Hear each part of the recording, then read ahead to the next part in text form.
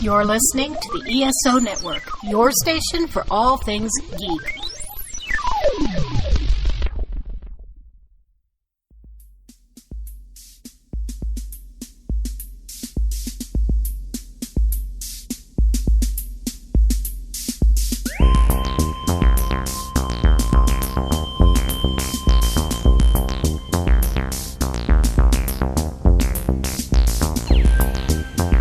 Hello, and welcome again to the Monster Sci-Fi Show. I am your host, The Monster, and for today's podcast, I adapted one of my Geek Out library programs in which we talked about Loki. So, in addition to myself talking about Loki, I have Caroline, Jennifer, Annie, and Patrick, who had problems with his audio. If you're interested to hear Patrick, you can listen to him on my older podcast in which he joined me and others to talk about Invincible. So for this podcast, there will be spoilers. So if you've not seen Loki, then by all means, pause this podcast, go watch 6 episodes. It's not that long. And then come back to us to listen to this podcast. We will be recapping all 6 episodes as well as talking about different elements that we liked throughout the series. On that note, let me pass it on to my Geek Out crew. What are your thoughts about episode 1? Go Jennifer, go. You're going to start. I did not know what was happening.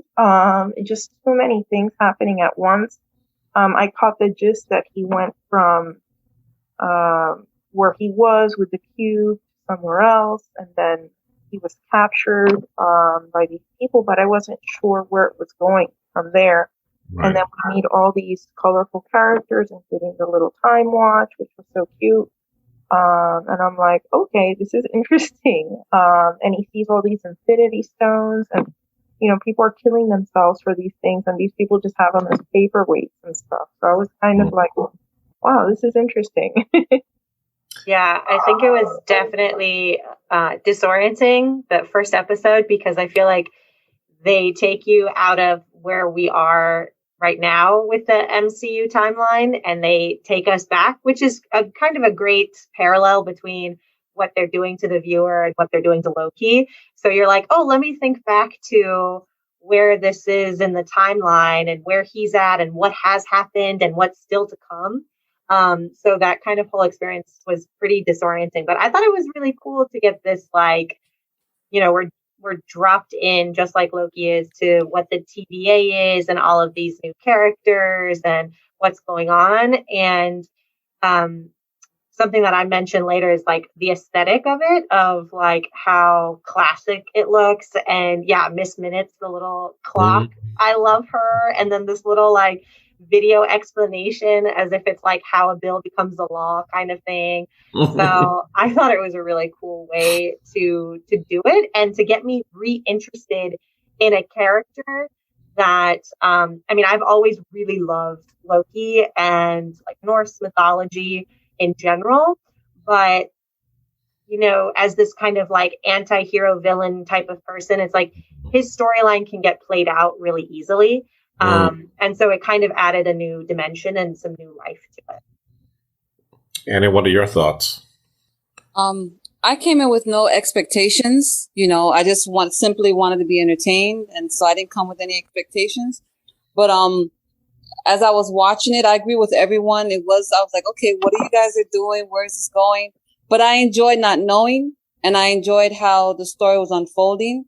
And I really loved, one of my favorite actors was in it. Was it Owen? I don't remember his name. Owen Wilson or something. Yeah, Owen. So as soon as I saw him, I knew it was going to be good. I was like, okay. I was captivated. So, but yeah, that's how I felt about the first one.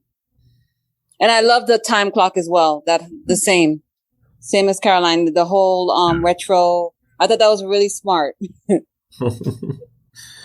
I was a little taken aback because it's been a while since we saw Endgame, in which that moment happened and Loki gets a Tesseract and then fades out, and then that's it. Nothing was ever talked about in that movie. That was 2 years ago. And I know that the series is going to happen. I'm like, how we're going to do a Loki series. I could understand maybe Scarlet Witch and Captain Falcon and the Winter Soldier, but Loki, that took me a bit. But right off the bat, seeing how it literally picks up right where that moment happened, really kind of it throws you for a loop, much like what happens to our character.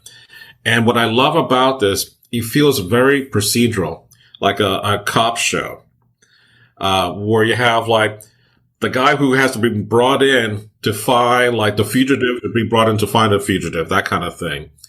But you had Owen Wilson. Is it not Owen? No, it is Owen. It is Owen. Yeah, it is Owen. Mm-hmm. The two of them, the two brothers. They look so different, though. I know, but the name. One of them has brown hair. At first, I thought he was John Slattery, the guy from Mad Men, the white hair guy. Oh, I love him. I'm like, no, that's not him. Yeah, I was like, that's not him. But he's Iron Man's father. He is Iron Man's father. Tony Stark's father. Yeah. Yes. Hey, Patrick. So yeah. So it's nice to see that situation, and he's right off the bat. The whole idea is he's bound with glorious purpose, and then he gets taken down a notch. That like strap on that to get the collar put on him, and going in slow motion in that weird lip motion thing. Everything is taking him down a notch. And then what's heartbreaking is his reaction to seeing himself being killed by Thanos. I'm like, that's how I go out. And he's broken. He has nothing to go forward on this, which is weird because if you take something out of that timeline, wouldn't that timeline end? Like it wouldn't have continued, but I guess it still does. But that's the thing that Marvel was trying to do. Which I know is a fictional, but I like to be fooled. Yeah. They're constantly trying to redefine what their definition of going back in time is. Because I'm stuck, and I'm a part of that generation that will always be stuck with Back to the Future. Yeah. To me, that made the most damn sense. So when they're trying to redefine their version of what a back to time, how that works in their universe, I'm like, no. No, so I don't even try to figure that out. But I get what you're doing, Monty. Yeah, give it up. Because don't try to figure it out. Because honestly, if you go with the whole explanation that Steve Rogers went back to the past and gave all the stones back, I don't buy that. Because there are moments and like Steve Rogers did not come back immediately, so that timeline was changed. But that wasn't the same timeline that they're in. It's a different branch of a different timeline. Again, maybe it's like one of those things where it's like you don't necessarily have to return to the time that you left. Because I feel like that's a really cool thing that people do with time travel is sometimes you go to the past or you go to the future and you always come back to the time at which you left, but sometimes you don't. And so I think it's like if you want to think about time as, a circle or something that you can fold, you could jump from point to point rather than going in a straight line. But then again, they set it up as if the sacred timeline is a straight line. So it is interesting. Right. So then it's like, maybe I don't think they yet know exactly what they want to do with it. They don't, and that's what I had to let go of because I think too much, and I could not. I realized the only way I can enjoy this show is just to let go of my Back to the Future, future, because I can't let that go. That's the only thing that made sense to me. It's the suspension of disbelief. Yeah, it's one of those things you just have to let go because they don't know how to They honestly don't know how to remake that. They don't. They just they just want to make a story. And they screwed themselves with that. They know that. Well, there is a line that says, I think later on Loki finds with, or something to the effect about, what about the Avengers? Like, no. The Timekeepers are cool with what the Avengers did. I'm like, really? But you're getting on me of all the things that I've done. That I thought was kind of funny to do. I also like that he was true to Loki's character, very arrogant, despite that he didn't know what he had gotten himself into. He felt like, it's me, Loki. I am like the king of Asgard. It's like, how, who are you people? Yeah. And that's what I loved about the whole arc for 6 episodes. There is such an arc for this character that I'm glad that it made it so that he's not just a one-note wonder. He's been around since the very beginning, literally.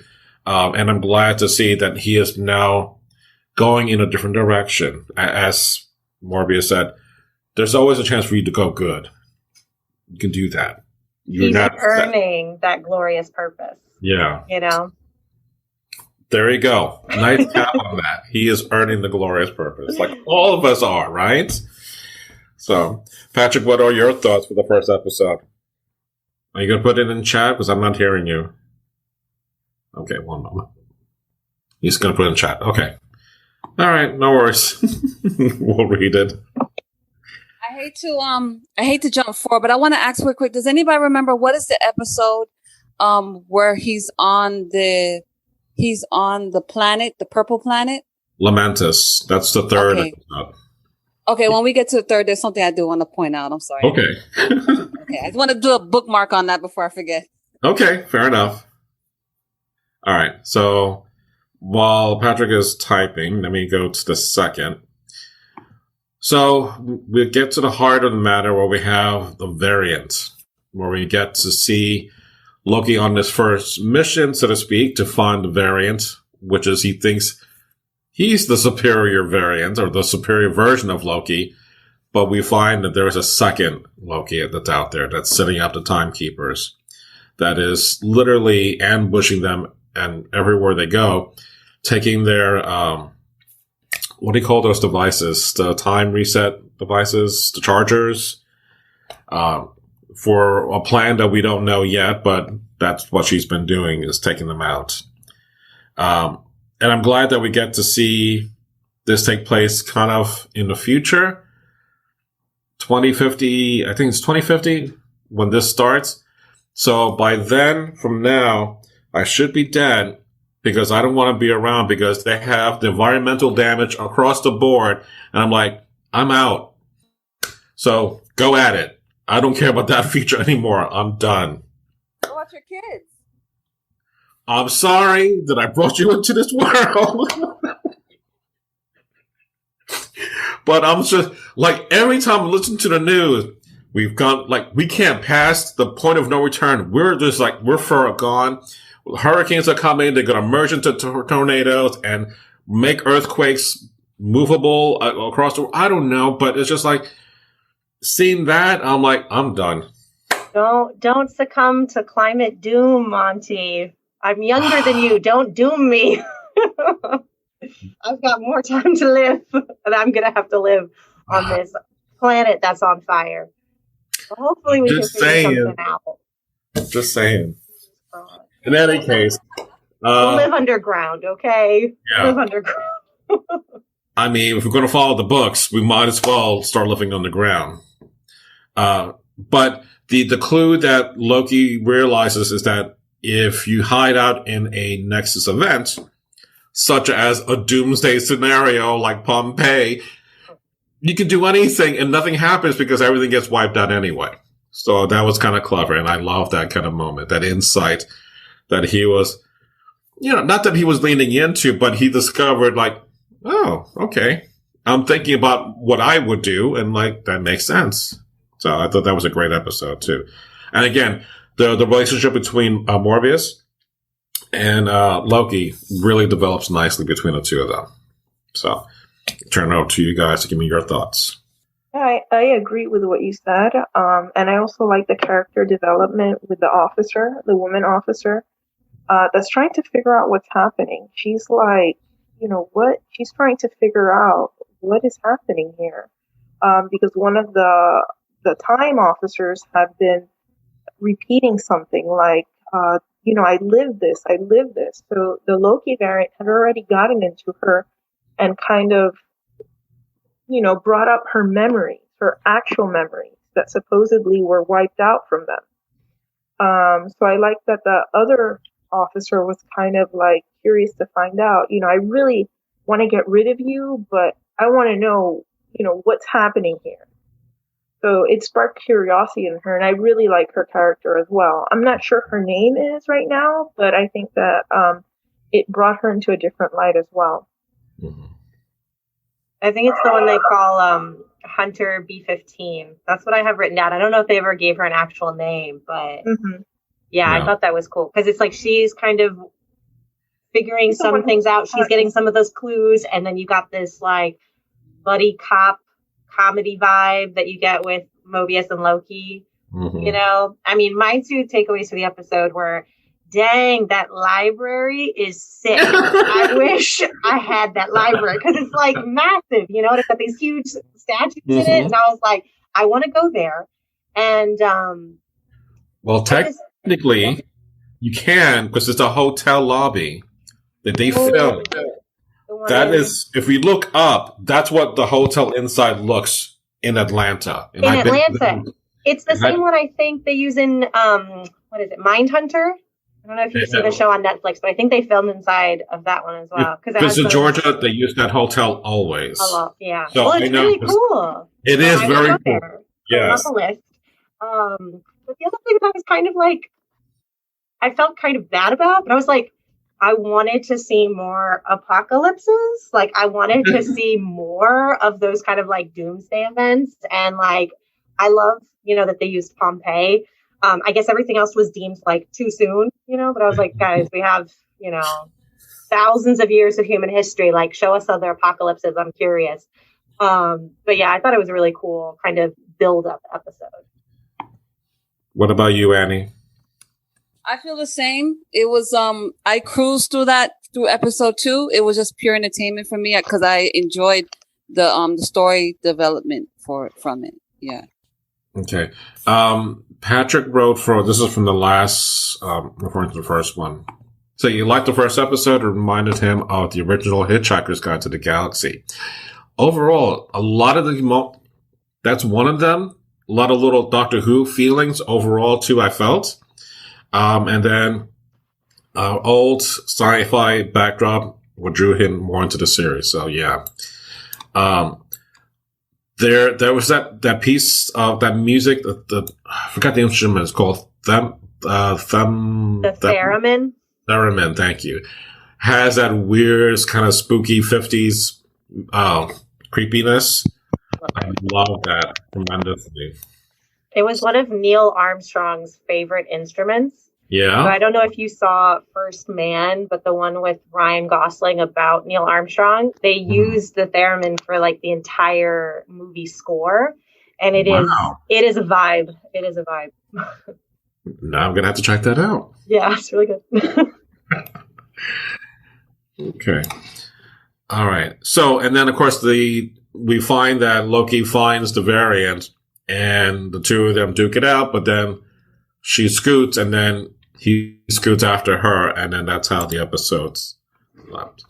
All right, so we have episode 3, Lamenta. So this is where they're now on this purple planet. And to me, first time around, I found really frustrating because this was just like a lot of them talking and just, I know things are going to happen, but I'm like, nothing's happening for a long time except for the last 5 minutes in which this is a doomed planet because the moon is going to crash upon them.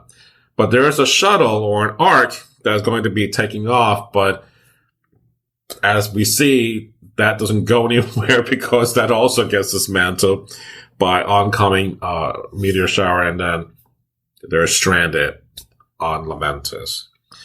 Annie, what were your thoughts? You said you wanted to talk about Lamentis. It's funny because I felt like this was one of the most important. I think this was a key episode of the entire series, and the reason why I feel that way is because of a quote that Loki, the female Loki says to Loki on the purple planet, and she says to him, she says, "The universe wants to break free, so it manifests chaos, like me being born goddess of mischief."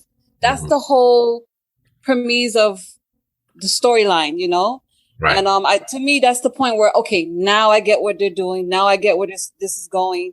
Because I'm kind of slower than other people, but within all the talking, that stood out to me, and it made sense. It made sense, and that was the main thing for me. Is this the same? This is not the episode where Morbius gets thrown into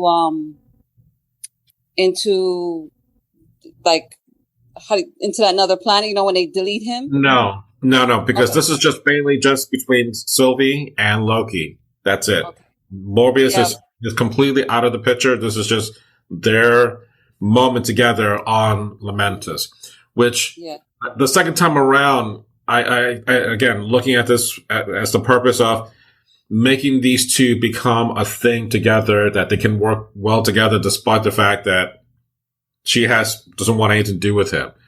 But, you have to develop that relationship somewhere. So, yeah, I'm sorry. Go ahead. No, I'm just saying, if you have to start, you only have 6 episodes, so you have to make this character work with Loki. One way or another, you have to make that care enough for him to change or to have some kind of feelings for her. And he does, but you have to start somewhere. So rather than, this is a person I have to catch who I think is beneath me, now he sees her as something more than that's him, in many respects. So. I think he also had sympathy for Sylvie because she was captured as a child as opposed to him. He had a childhood, and this is happening to as a full-grown adult. But she got captured very young, and she was hiding in the shadows, trying to plot her revenge. Her doing this all by herself. Yeah, and the fact that she's been able to evade all these years to now being an adult. Who knows how long she's been doing this? Mm-hmm. Since the TVA are kind of outside the timeline, and she's kind of surfing that. And like she said, I've been pruned long before you were even born. So who knows how long that's been, considering that Asgardians can live at least 1,000 years. So. Yeah, I think it was interesting. It almost needed the time. They needed to take time to get that emotional investment from us as viewers for us to care about, Lady Loki or Sylvie, whatever you want to call her. And then you both had to like her, and you wanted, Loki and her to figure out a way to team up in their way. I don't know personally if I like the idea of a romance between them, which you get this kind of very interesting, last, not the last sequence, but basically when they're sitting there on those rocks and you think that, they're talking about basically the end of, their lives. I don't know if I really like that idea, because when you think about it, you're these are two versions of the same person. So they're almost falling in love with themselves. And in a physical manifestation, which kind of makes sense again. I mean, it's weird, but it makes sense, right? Because Loki basically only cares about himself. All of his decisions are made of, for his own survival, for his own best interest. So it kind of makes sense. I don't know, though, if you want Loki and Sylvie to have emotional growth, though, it would have made sense maybe, before this whole character arc. But, yeah, I don't know. I feel very conflicted about it because it is strange. You're almost he's, Narcissus falling in love with his own reflection. It's just oh, she's a female form. So that's a little strange. But I really loved some of the sequences that they did, the way that they shot some of them, because that last sequence, the very end of the episode when they're fighting to get on that ship, I think is almost one straight shot. Which I love a tracking shot. I'm kind of obsessed with them. The longer, the better. I think that they're so impressive when, they can actually get through an entire scene without cutting. So I loved that. I mean, I don't think you could have a doomed planet without having that spaceship kind of be destroyed. But still, I thought it was a really well done episode because it takes its time and really develops some, emotional investment, but then also has some really cool action shots. So, best of both worlds, Marvel. So. Patrick writes it's narcissism on a whole new level. It definitely is. I mean, it is a weird take that it's the same person or the exact same-ish person's personality just being attracted to each other itself. I'm like, well, again, he hasn't had that moment of love per se, but there was a question that I want to ask you, because she asked, is there a princess or maybe a prince waiting for you back home? And he said, perhaps a little of both. Did you find that to be an interesting thing that he revealed? Or like, no, it's fine. I feel a bit like it's queer baiting, but I digress. I'm just like, if you want to make Loki, a queer character, then make him a queer character. Maybe don't have him fall in love with, a seemingly like cisgender, straight, white, female version of himself. I think they could have explored that in a more interesting way. I mean, they do show some other, variants where Loki looks a lot different than what we're expecting of him. But yeah, I don't know. I felt like it wasn't really enough. I want more. I want to see it. I want them to portray it on film and not just reference it, Right. I mean, kind of like in still the exact same realm, but not per se in this episode. In the last movie of Star Wars, the Rise of Skywalker, there are two women at the very end that do kiss. But I'm like, I'm not invested because these are just off-screen characters, and sure, they did it on screen, but if you're killing the Empire again, I guess you would be happy and you will kiss the first person in front of you. So I didn't feel like that was a thing that you would do anyway, because that's your nature to do that. You're just happy to be there, whatever. But in any case, here, it's done on purpose, and it's to a degree doesn't really show. It's just more like, tell but don't show. And that's the first rule, is that we're not supposed to do that when it comes to screenwriting. You could have done a quick flashback of him falling in love with someone real quickly. It doesn't have to be anything more than just the two of them together. It doesn't even have to be love. It could just if that's, because from my understanding, it's like Loki's never loved anyone but himself before. And this is the first time that he's really understanding what that kind of being in love with another person is, and what that means for how you view yourself and view the other person and you together as a unit. So I'm like, I didn't even need that. You could have just been like him flirting with some random guy back in Asgard, and I'd be like, oh, interesting, Right, something.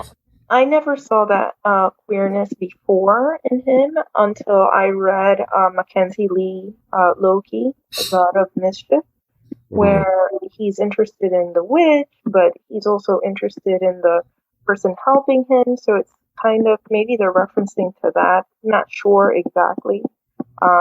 It was just kind of, I think between them, they have more of a kinship than a romance. But yes, they both have that flirtatious style and, that narcissism between them.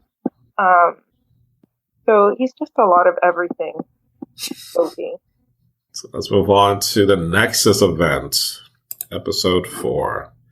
Ooh. So we have the kind of the quick flashback of what happened to Sylvie, but we're really still, even after watching this twice, why she was pulled or why she was deemed necessary to prune. I felt bad for her being as a kid, being pulled away from everything that she knows, but then she's forced to live on the run, so to speak, and just be live that life. I can't even imagine what that does to one's psyche. But I'm trying to remember, even though I just watched this, they get rescued at the very beginning. And what was it that they get? I'm blanking out of this episode. I'm sorry. Oh, they get pulled into 2 different rooms and do an interrogation. And Mobius says, she's already been pruned, so you might as well not even worry about it. But before then, he gets sent into the room where Sif kind of punishes him all over again and again and again. Which, I get it, it's funny, it's fine, but I always thought that Jamie Alexander would have been great as Wonder Woman, But considering how I saw her acting on this, her little stunt on Agents of S.H.I.E.L.D., I'm not crazy about her as a character, especially Lady Sif. I've never seen her other show that she does on NBC, whether she's covered in tattoos. I guess it's fine to bring someone in from Asgard. I guess she still survived from the snapping, but it doesn't make a difference because this is just more of a memory thing, I guess. We're getting to that point where it's, as we see in the recap, that Morbius is kind of suspecting that what Loki was saying is the truth, is that the TVA have been all lying to you, that you're all variants. So the breakdown for the thing that he believes, and he starts saying, it's not that I need to have the belief, it's just what it is, he doesn't have to examine anything. But that's when there starts to break down, because even C-15, Hunter 15, also is noticing things too, that this doesn't jive right. I might diverge a little off script, but while I was watching episode 4, my husband walked in and because he saw the episode before me, and he saw Loki and Owen together, and he says, "Oh, that's okay." He's like, okay, there go Loki and his therapist." And then when he said that, I'm like, do you notice that in every Marvel show, whether it was the Winter Soldier, WandaVision, it all had this therapeutic moment. For WandaVision, it was when Agnes took her back in the past and she had to come to peace with it. With Winter Soldier, it was him making peace with his past. And, it was all in different forms. And Loki, truly, Owen was his therapist. Owen helped him, if you think about it, really deal with himself. Every time they sat down and talked. Okay, so with that aside, when I think about the conversation you all just had about him falling in love with the female version of Loki. Okay, the female Loki of the female version of Loki, they established that it's just him, a different variation. So when they said, "Oh, it makes sense for you to fall in love with yourself," it is him, So it's this whole to me, it's a psychological mind kind of game, and he can't really change and become this person he is until he accepts himself, fall in love with himself, which is that female version, because she is him, just in different form. But that's how I took it. When I hear you describe it that way, I'm almost like, wow. So I feel like Loki then is the only fully formed character, and then all of these other characters are really just like almost two-dimensional people that are just... That's why he's the strongest. I'm sorry, go ahead. Yeah. No, yeah. But I'm like, I kind of don't like that as a viewer, because then I'm like, well, the storytellers couldn't do better than, we're just going to give Loki a character arc, and everybody else is going to basically stay exactly the same throughout the entirety of the show. You know what I mean? Like, nobody else can evolve. Nobody else can develop. The show is all about Loki. We're going to give you all of these other characters named Loki. We're going to give you all these other characters, but they're really just pawns in Loki's game with himself in his own path to self-development.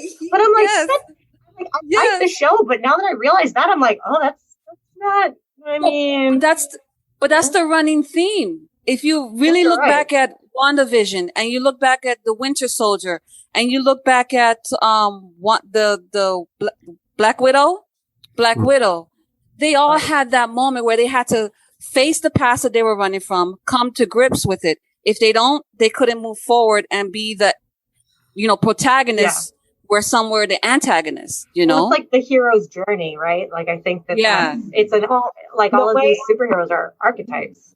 The way I saw it, I think Morbius was more of his conscience. Like, look at what you've done, At the beginning, it shows like when his mother, the queen, is being killed and he's just watching. He just goes away. And then I think he's more like of a conscience for him. Like, you're not a great guy. He likes him, but he's like conscious for him. Sorry, what does it say about you if your conscience is obsessed with jet skis?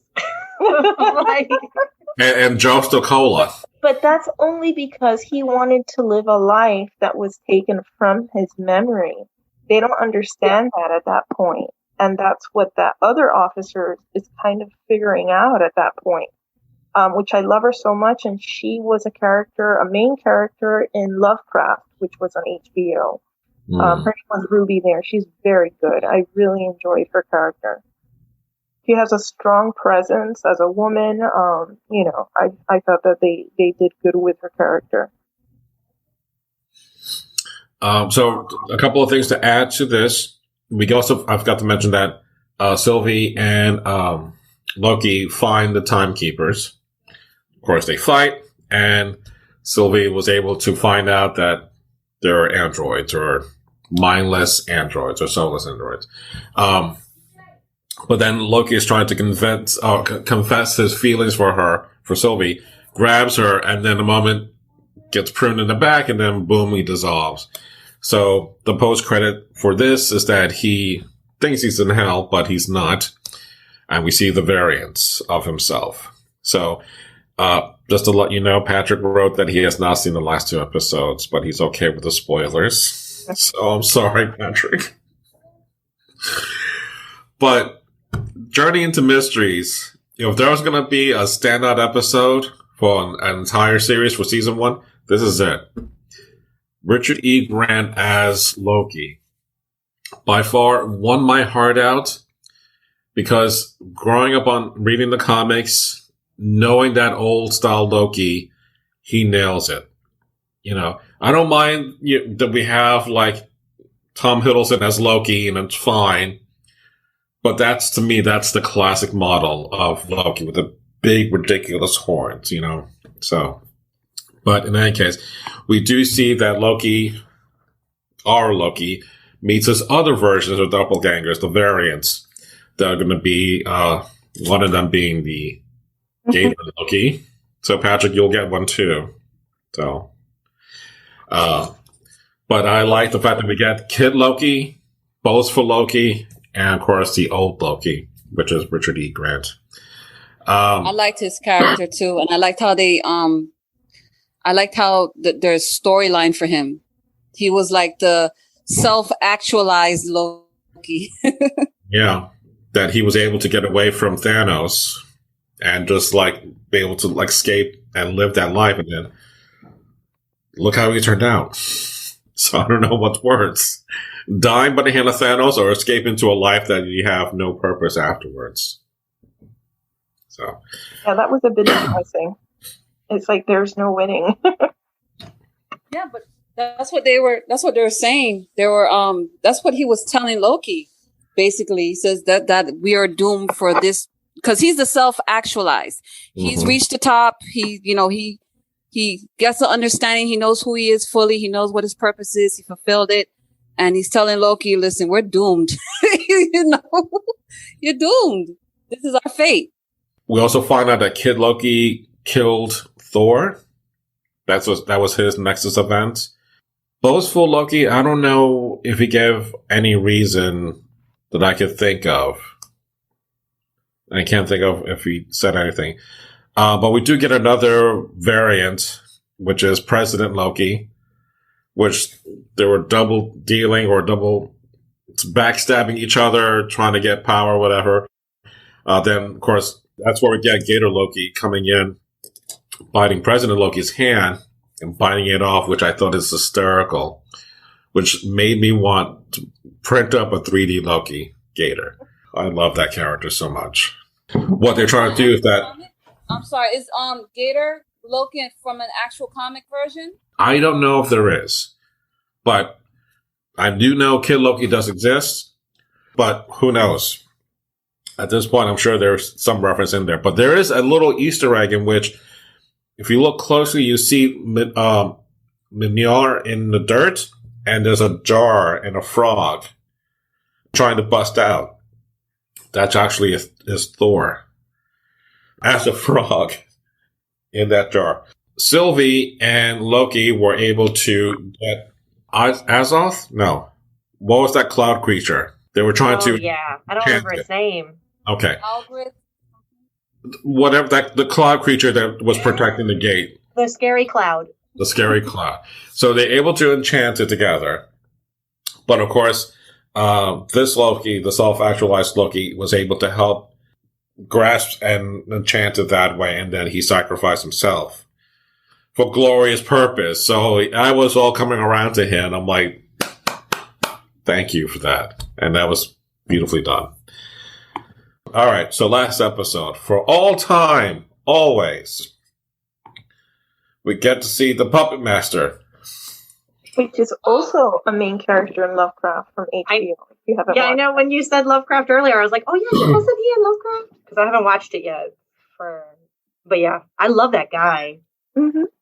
Obsessed with him. He's my new obsession. Because He Who Remains, I was just like, I love this. I'm all here for it. It's amazing. I loved it. So he will be back. Kang will be back in the Ant-Man movie and Ant-Man and Wasp Quantumania. So we'll see that version of him down the road. But in any case, we get to see the appearance of Kang, or as he says, He Who Shall Remain, a version that is the protector of all the things that we have right now. This is a little bit too talky for my taste, but at least it doesn't sour the series. I just wish it ended a little better, but it still had enough momentum going into this. So the choice is either you take over, meaning both you, Sylvie, and Loki take over TVA, then I'm out, or you kill me, and then you unleash the multiverse, so to speak. And that's where the two of them start to go at each other, because Sylvie, all her life, has been dealing with this. Is she right in her mindset? Was Loki right to stop her? I can't argue both sides, but, you know, you had your heart set on this. Yeah, I think Sylvie's just bent on revenge, and Loki's thinking of the consequences of what is going to happen, if they kill him. So I think he's like taking the grown-up role in this one. Well, because that's the question, right? Can they even kill him if he is like this weird, omnipotent force, Like, I feel like Loki's considering, can they even kill him? Because if they can't, then He Who Remains is going to kill Sylvie. And I don't think Loki's ready to let that happen. Like, he's emotionally invested in her, clearly. So he doesn't want her to die. Right. And yeah, I feel like this is probably this one-dimensionality creeping back in Sylvie, where she's so hell-bent on revenge that she can't really see sense, And it's like, well, what happens when you, like, what will happen? Nobody knows. The future's uncertain. But it's really interesting, Annie, that quote that you said that she had said in an earlier episode about chaos, I think is really interesting, because Loki, as an agent of chaos, the world, reverts back to chaos. When you try to force it into order, if you relax those boundaries, it becomes chaotic again. And it's almost like she's fulfilling this natural role of being the antagonist and reintroducing this chaos into this ordered and organized timeline.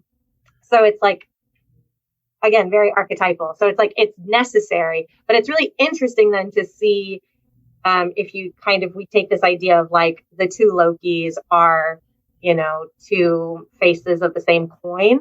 It's like they're clearly at war with each other. And so it's almost as if, you can see, if we're going with this metaphor of a consciousness, it at war with itself, with the two Lokis fighting. Like, oh, I want to be able to get revenge and I want to follow this base instinct. But I also know that if I do, something bad and uncertain and consequences that I can't envision right now will also happen. And I think it's a really interesting kind of power play. Personally, I love talking.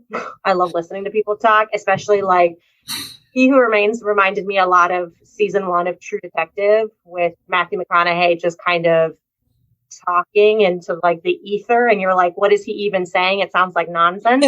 I appreciate that, that philosophizing. And I thought it was really interesting to see it, because it's highly intellectual. Seeing it in a Marvel show and in a Marvel context, I think is really interesting. I don't know if it's productive, if there really was a lot to say other than he seems like this weird trickster guy, but also too, it kind of reminds me of who Loki is at his core, right? Because, slippery. He who remains is very slippery. Can't really pin down what he's trying to say, what he's going after. And, classic Loki, not the character, just the idea of Loki as, chaos. And it's a weird juxtaposition that I appreciate. I like it. I'm going to have to go a little opposite of that. I felt like this was the most disappointing episode for me. And the reason why I say that is because as soon as the cloud opened and you get to see, the Emerald City, I'm like, please let this not be like the Wizard of Oz. 'Cause it felt like it was, and it became predictable. It was the Wizard of Oz. And when and then the breakdown started to happen when he tried to, with that whole conversation you brought up, Monty, about should they or shouldn't they? Mm-hmm. That whole conversation, I mentally walked out. The reason being is because the writers did a really bad job in explaining the timeline. I felt like in order to be able for me to come to a conclusion, I would have to understand the timeline. And they screwed up that time, how the timeline works, how the timekeeper works.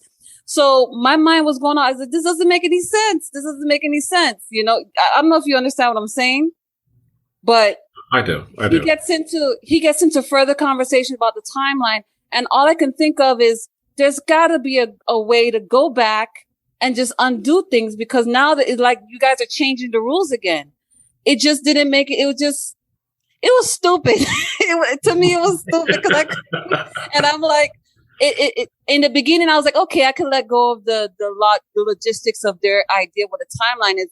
But now it comes back to haunt me, because now they were trying to set a foundation, but for me, that foundation was never solid. So it fell through the cracks for me. And by that time, I didn't care. I'm like, this doesn't make any sense, but I'm enjoying it though. I'm enjoying the acting and all that stuff. But I didn't like the timekeeper. I loved him in other movies. I think they could have used a different actor. Okay. But I loved him in other films. I really like him. But I just didn't like him casted as that. Maybe as another role or give him different lines. But I don't know. It was just, it didn't fit for me. I think part of the problem is the characters, they were loose. Like, we don't know who the judge was, what happened with the judge. Like, everything, there wasn't a conclusion. Everything was left up, like, in the air. And then this character, the superior, is saying this whole thing. And you're like, oh my gosh, so what does that mean? Where do the chips lay now? Well, and who was before? I'm sorry. And who was before him? Who was before him? He said he created the timeline. So you're telling me that everyone is floating into space and you're the most powerful because there was no one more powerful than you that could have put you in check? But now you're saying that someone is more powerful than you, that, you need to take this job because I want to retire. Like, what's going to happen to you now? They did it. I'm sorry. It's all right. Because all we have to worry about now is that we'll have to wait until season 2 to see what happens.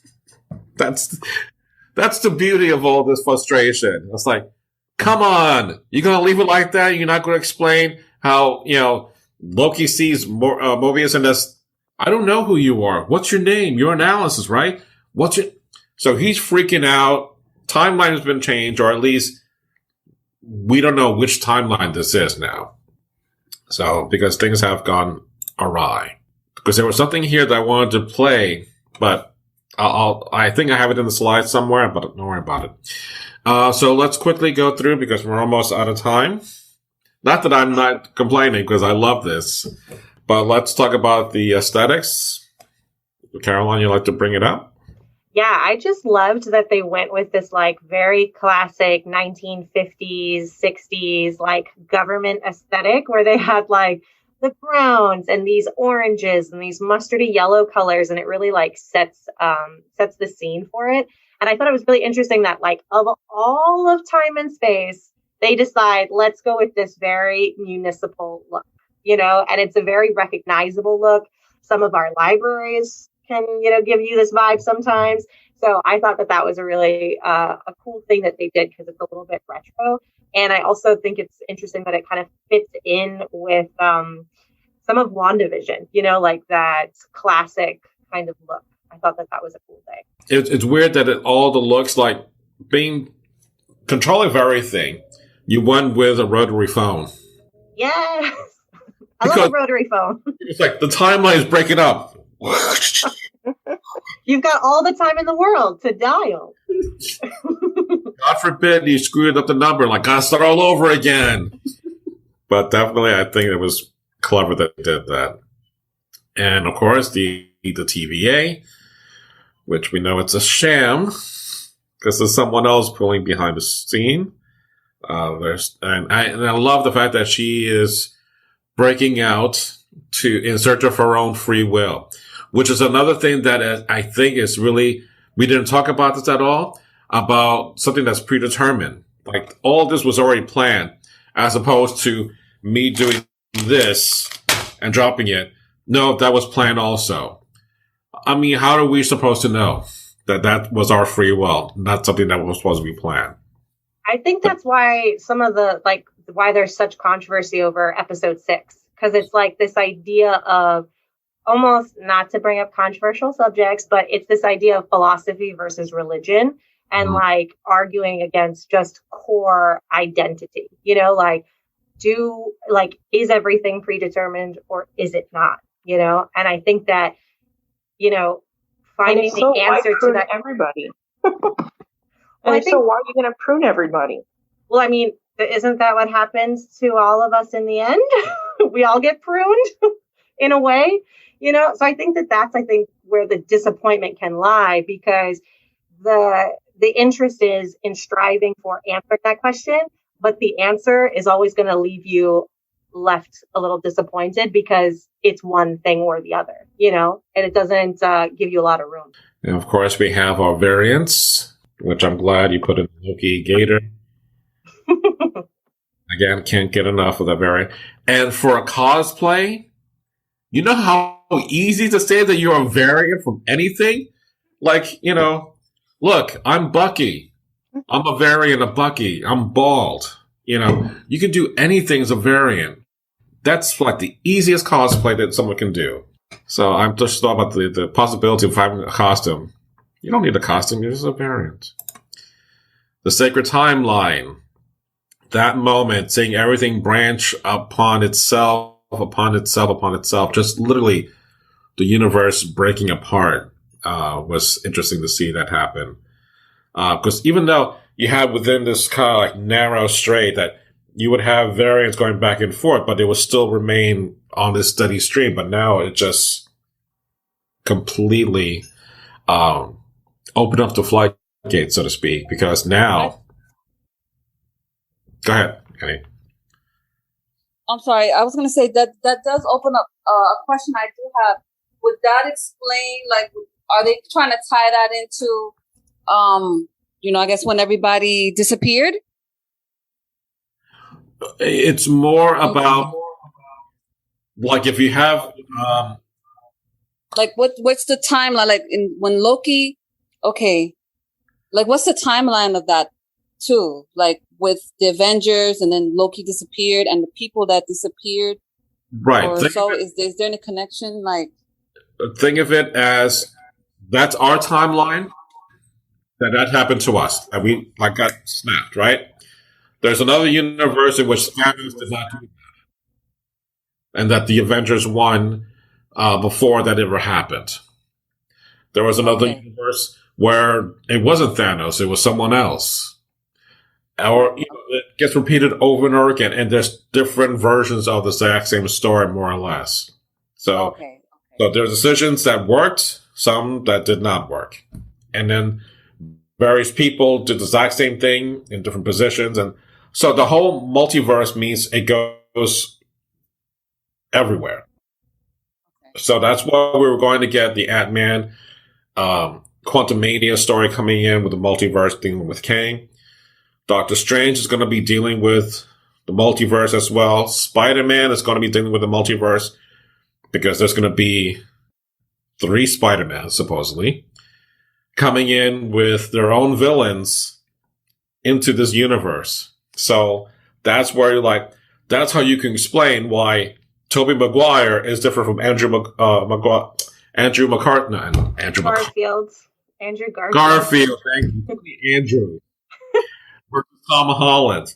So that's why you can explain why all these different Spider-Mans don't look the same. They're in their own universe.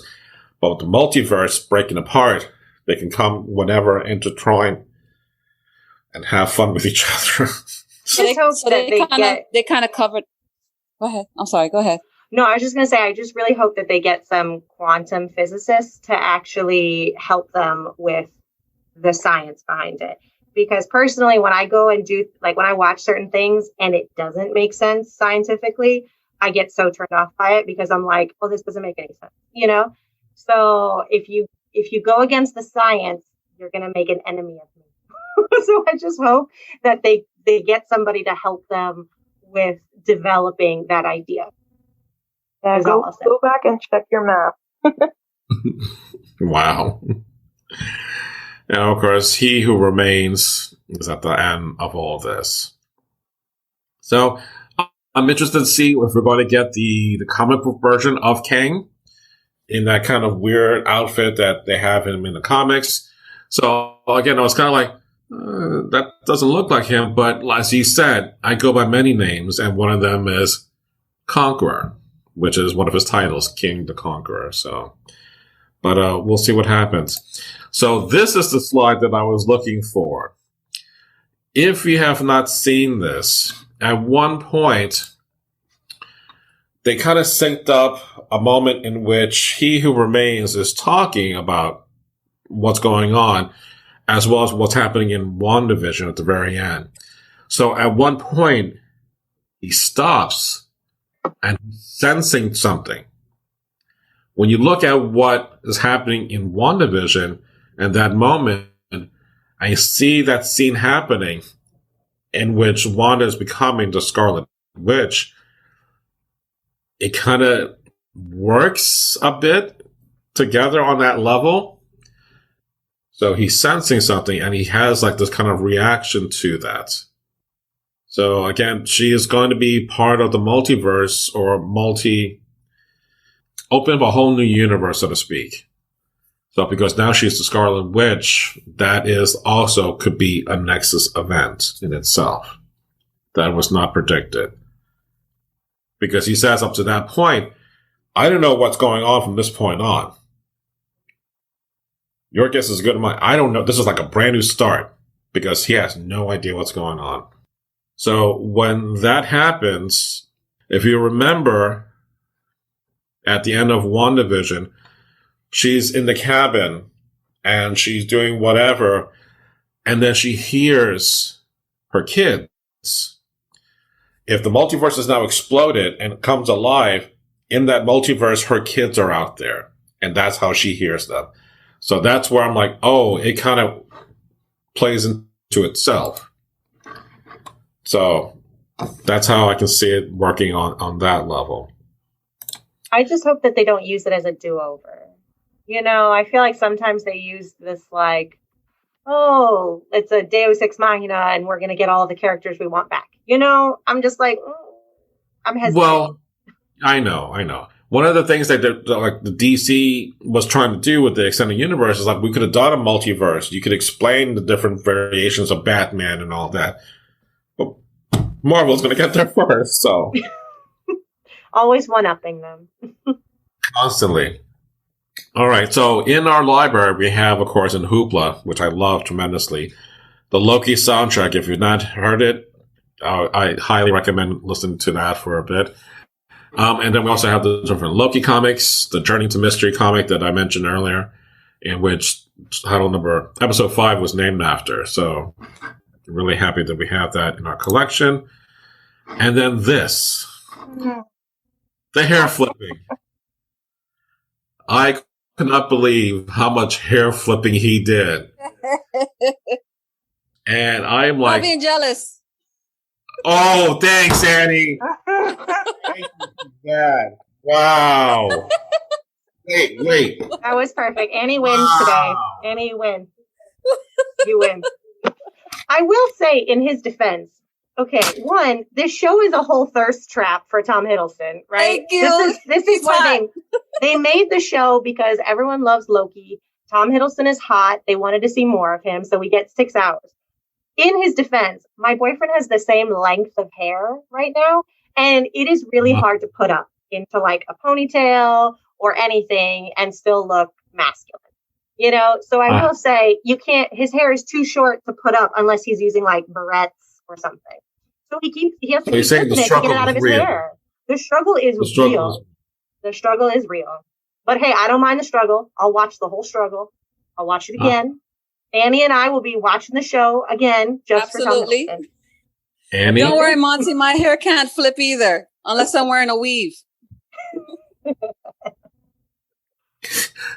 Maybe for cosplay. All right, I give up. But before I go, Patrick wrote, Marvel's notorious for that. DC has always had the multiverse more than Marvel. Marvel is using this more because the singular continuity limits the creativity. And Marvel's going out of the comfort zone. Yeah, no, that's all right. I totally agree. That's the one cool thing that I love about this. Now, if we're going to get like in the rumors would be like in Doctor Strange, if we get a version of Iron Man, that could be Tom Cruise. If we get a version of Black Widow, it could be Emily Blunt. These were the original actors that they were going to go with, but they went with 2 different actors. So that's where it gets really interesting to see, like, no, in that universe, Tom Cruise was Iron Man. In that universe, Emily Blunt was Black Widow. So I'm like, I'm all for that. So bring it on. I noticed that it's interesting that although DC's they've been flopping with their movies, they're really, really good in their animes and their animations and the storylines. Right, animation, no doubt. Right. Yeah, But what if 2 episodes in, today I start at the end of episode 2 because it's T'Challa as Star-Lord. And it's wonderful. It really is wonderful. So, I'll ask again, are we going to do a what if? Yes, we are. But they're doing this on a weekly basis, so we're not going to be able to be done until, I think, the end of September. So we got a lot of episodes to watch. So definitely we'll do a what if.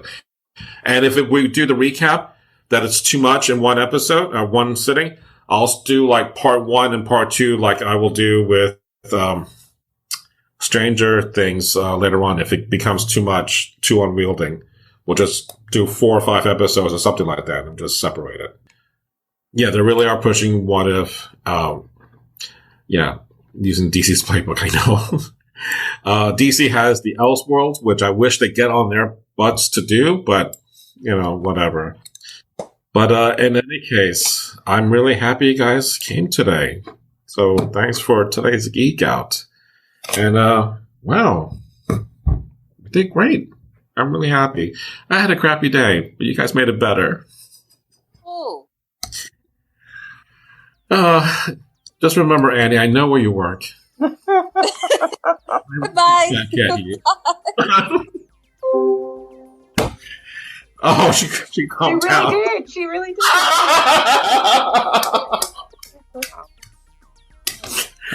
Oh, that was great. Thank you. I really needed that laugh. Thank you, Patrick.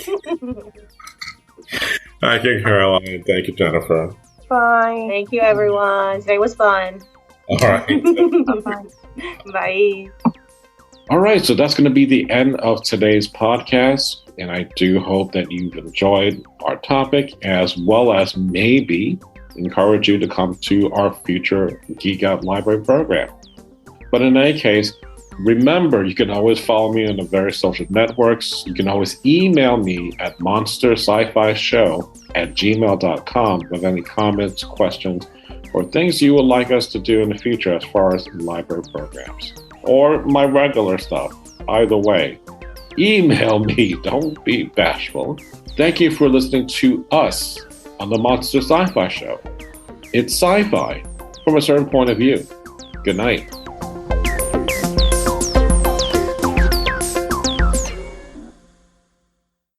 Welcome to Dr. Geek's Laboratory. Dr. Geek here with another reminder that the ESO Network is pro-science and pro-vaccine. We urge you to be a superhero and protect yourself, your family, and your fellow geeks around the world. Don't be fooled by the forces of evil and their anti-science misinformation campaign. Consult the latest CDC guidelines, your doctor, and get the COVID vaccine today.